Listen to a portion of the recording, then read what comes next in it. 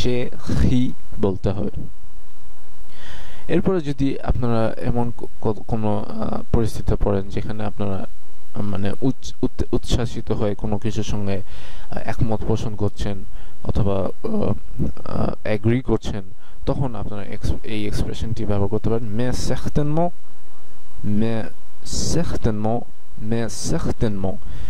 mais আসলে অনেক সময় বাট, ইংলিশের বাট অথবা বাংলার কিন্তু বোঝায়, কিন্তু এক্সপ্রেশনে অনেক সময় এটি আসলে উল্টো মানে অন্য কিছু বোঝাতে পারে।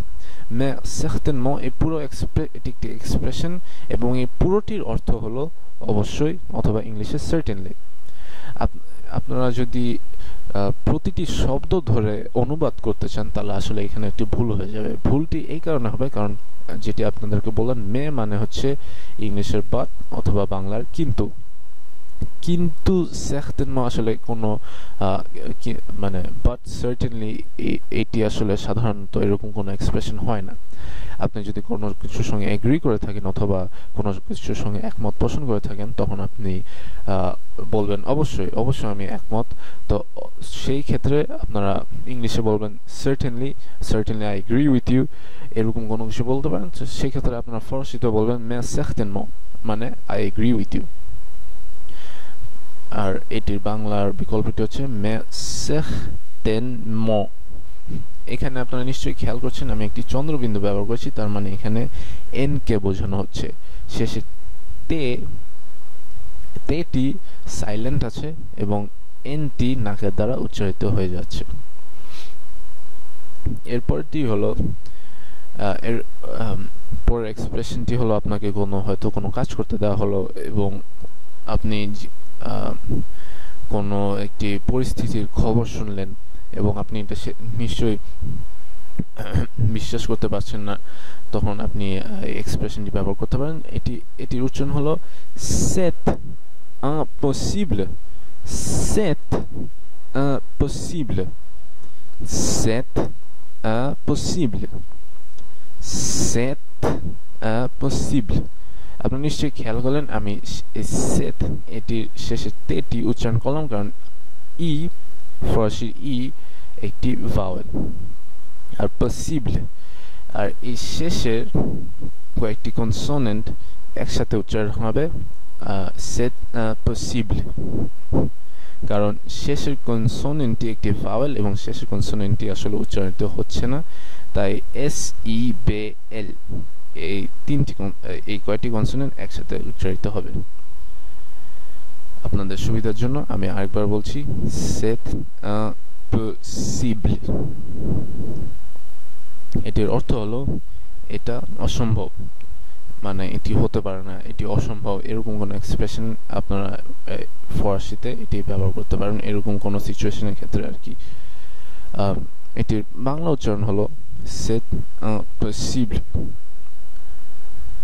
এরপরের এক্সপ্রেশনটি হলো যখন আপনারা খুবই উত্তেজিত হয়ে আপনারা মানে কোনো ধৈর্যের অনেক সময় যেটা আমরা বলে থাকি ধৈর্যের সীমা ছাড়িয়ে গেছে অথবা আপনার ধৈর্য ভেঙে গেছে, তখন আপনার যেসব এক্সপ্রেশন ব্যবহার করে থাকেন, যেমন বাংলাতে আমরা বলে থাকি যথেষ্ট হয়েছে আর নয়, অনেক হয়েছে মানে আমার ধৈর্য সীমা ছাড়িয়ে গিয়েছে, অথবা ইংলিশে বলি enough is enough অথবা it's enough।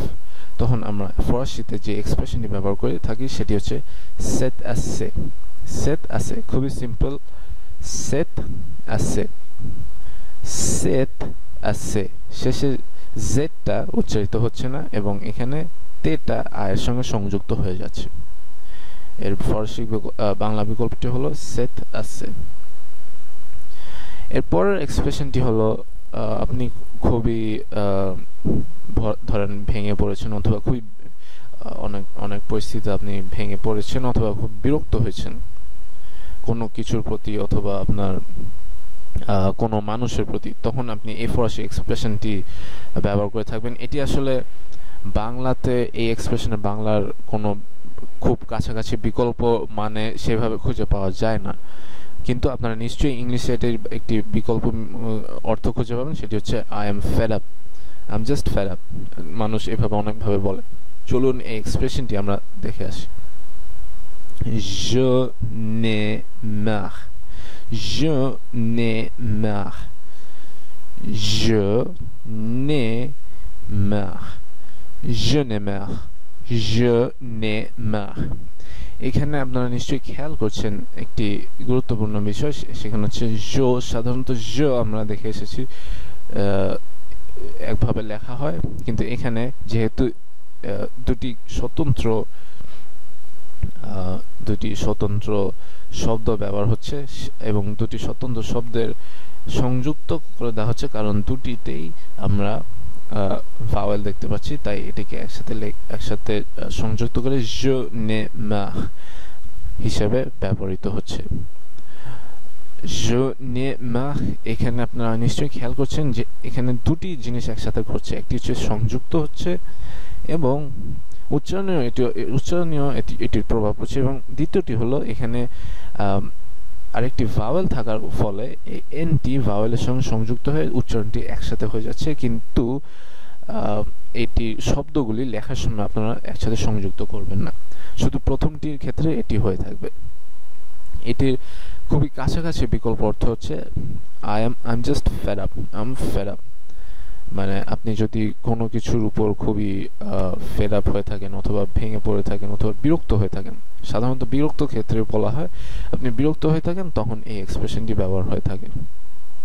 এটি হলো je n'ai marre।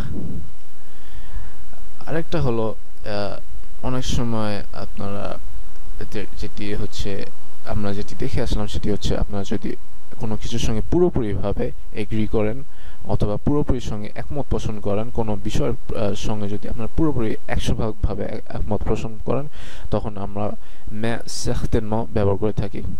কিন্তু অনেক সময় দেখা যায় যে ধরুন আপনাকে একটি জিনিস বলা হলো এবং আপনার থেকে আশা করা হচ্ছে আপনি সেই জিনিসের সঙ্গে সেই বিষয়ের সঙ্গে একমত পোষণ করবেন, কিন্তু আপনার মনে হচ্ছে না আমি এটি একটি যাচাই বাছাই করে দেখব, তারপর আমি এটিকে একমত পোষণ করব অথবা এটিকে আমি গ্রহণ করব, তখন আপনি এই এক্সপ্রেশনটি ব্যবহার করতে পারেন évidemment।